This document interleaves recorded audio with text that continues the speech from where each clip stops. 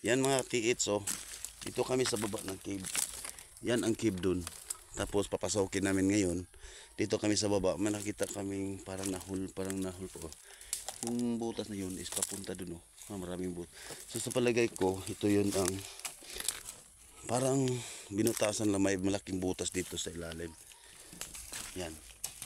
Yan, papunta dun sa cave. Dito siguro dadaan sila. Para naggawa ng tunnel. Yan, oh. Mga hukay, oh. Oh. Yan, oh. Parang malambot yung lupa, parang bumagsak papunta sa ilalim. Yan.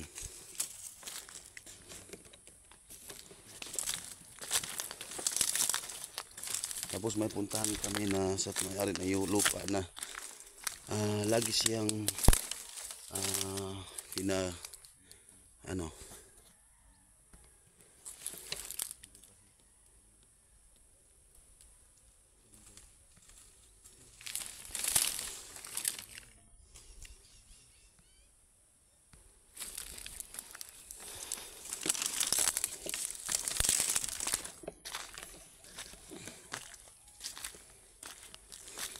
punta namin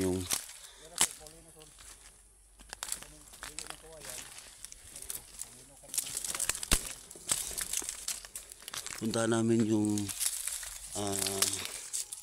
pinag-panagipan sa may-ari ng lupa na sabi sa panaginip pahukay. So hinukay niya, tapos may nakuha siyang kwintas. May living witness yun. Yung living witness kasi yung nagsabi na may nakuha siyang kwintas sa panaginip niya. Tapos hinukay niya, pag kinabukasan nakuha siya ng kwintas, tapos iniwan na niya. So subukan natin ditikin ngayon, tsaka pasukin yung cave na sa tutok na bundok, nakaharap sa silangan, kung ano yung mga sign, kasi yung papa ko hindi pa nakapasok doon. Sasamahan ko siya doon para makita niya sa loob. Tapos punta na kami sa sabi ng butas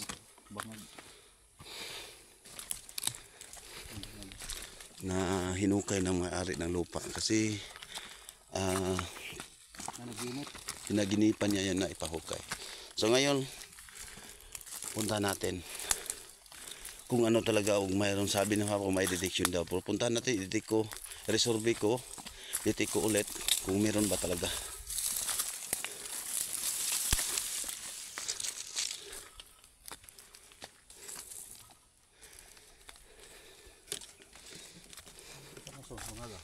Wala na, dili na yan.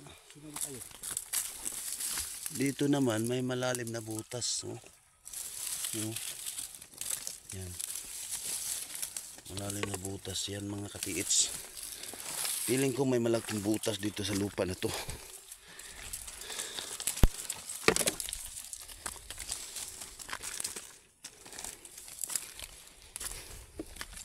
Kini? Ayun.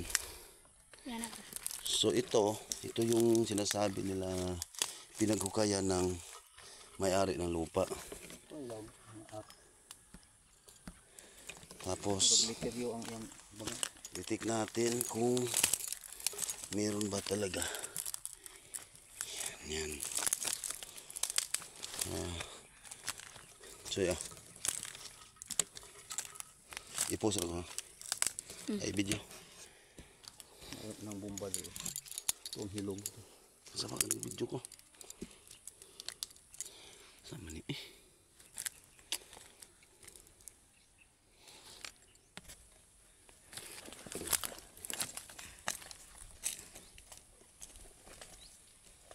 Okay.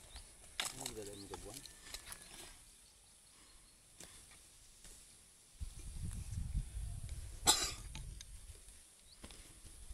So good morning mga tiits. So dito na tayo sa sinasabi nila na pinaginipan ng may-ari ng lupa.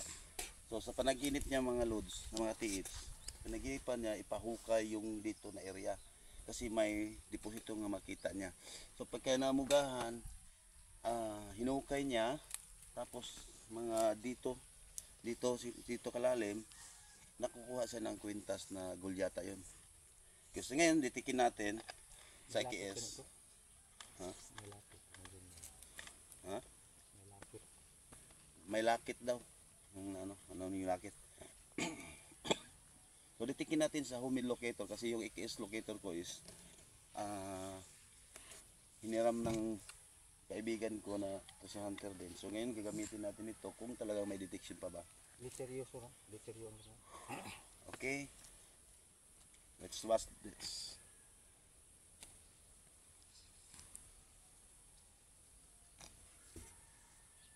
Isunod ng video sir.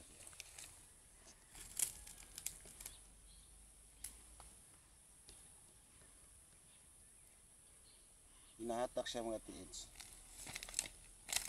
So hatak yung papunta sa butas yan. Oh. Hinahatak niya mga loads. Yan. Zoom kung malayo. So ngayon sa center tayo.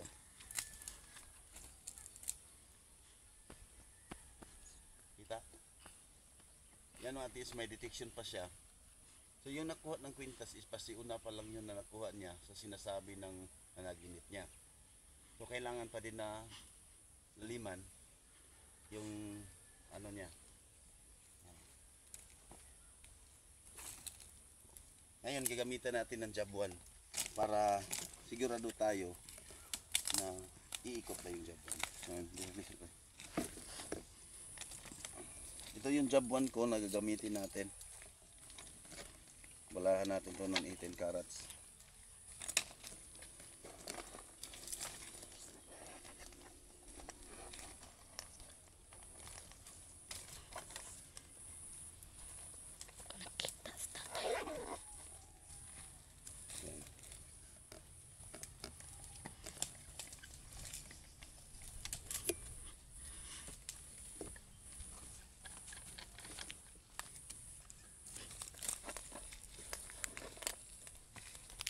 Dito tayo kung mahatak pa siya.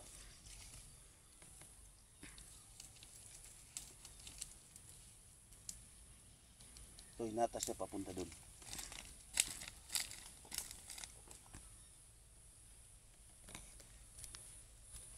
Papunta talaga dun.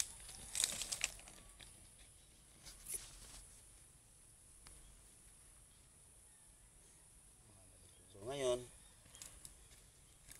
kita ini yung pindulom. Kita pindulom yung tumay. Ituwad gamay hanggang na. Ayan ang kamay. Tuwad gamay. Tuwad. May ipakita deh. Yan o.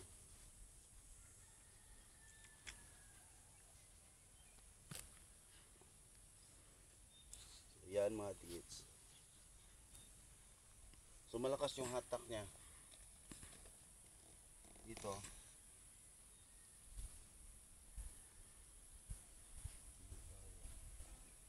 Ayun. So lapit siya.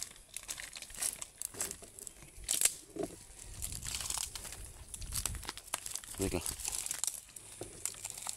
Iyan na siya. Yan na ha. So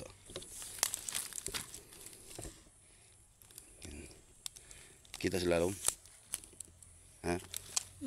Ngayon dito enggak Direction. Palihat pa dito na. yan mati ito.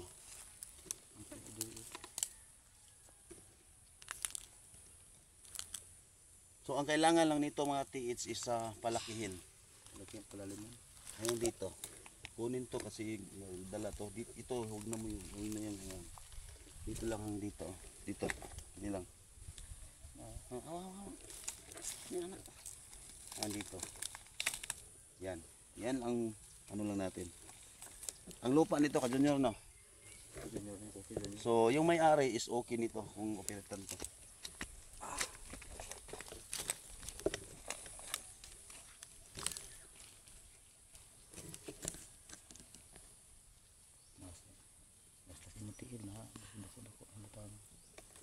So yun ang detection niya sa job 1. So sisilipin natin sa ilalim. May araw na. Buhi mo ba ito? So may bato siya na nilagay sila lang mga tiits papunta dito. Sabi niya dito, sa gitna. So kailangan lang natin tibagin to. Dito. Kunin to kasi ito yung nakasikip. Hanggang dito lang. Ito is a passageway papunta doon sa cave po. Yun pagitan nila ako.